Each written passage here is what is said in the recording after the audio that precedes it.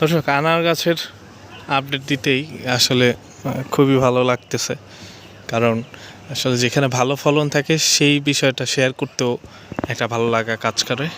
এই যে দেখতে পাচ্ছেন আমার সেই সাথের আনার, যেটা গত বছর চুরি হয়ে গিয়েছিল, এর পরের বার আপনার হনুমানে খেয়ে নিয়েছিল।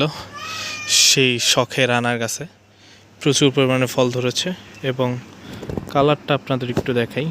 প্রতিটা ফলের এখনও পর্যন্ত খুবই দারুণ কালার রয়েছে। আমি অল্প কিছু আনার টেস্টিংয়ের জন্য বেঁধে রেখেছি যে কোনটার কালার আসলে ঠিক থাকে। অবশ্যই যেটা প্যাকেট করে রাখা সেটার কালার এবং সাইজ সব কিছু ঠিক থাকবে। তারপরেও আসলে প্রতিনিয়ত কীটনাশক স্প্রে করা, এই যে কিছুক্ষণ আগে হচ্ছে সাদা মাছি যেন না পড়ে সেই জন্য নাইট্রা স্প্রে করলাম। এরকম আসলে কন্টিনিউ স্প্রে করতে থাকলে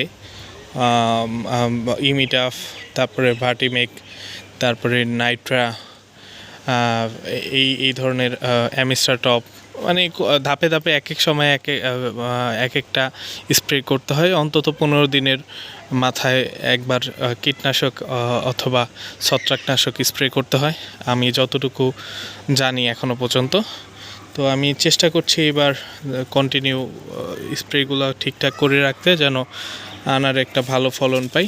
এখানে 2টা আনার ছিল, 2টা আনারই ছিঁড়ে গেছে। তো আমি এটা খুলে ফেললাম। এই যে প্যাকেটটা রয়েছে, প্যাকেটটা অন্য কিছুর সাথে অন্য একটা ফল বেঁধে দিব, যাক আপাতত সাইডে রাখি। এই হচ্ছে আমার আনার গাছ। এখানে একটি থাই এবং একটি মৃদুলা জাতের আনার গাছ।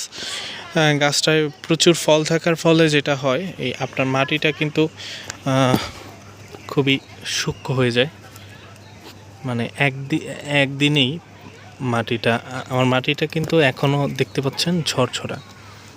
এরপরেও কিন্তু আপনার মাটিটা এইরকম হয়ে যায়, যদিও এর নিচের মাটিগুলো এখনও একটু ভেজা ভেজা আছে,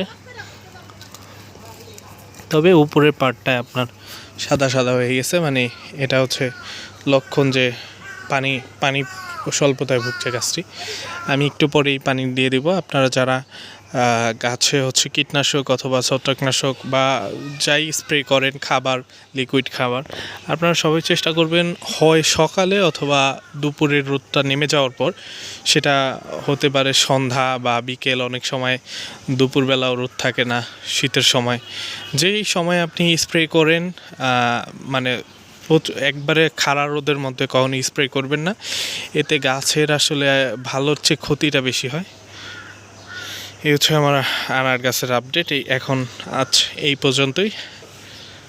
অবশ্যই আনার শেষ পর্যন্ত টিকিয়ে রাখতে পারি কিনা সেই পর্যন্ত সাথে থাকবেন এবং আমিও চেষ্টা করব আপডেট দেওয়ার।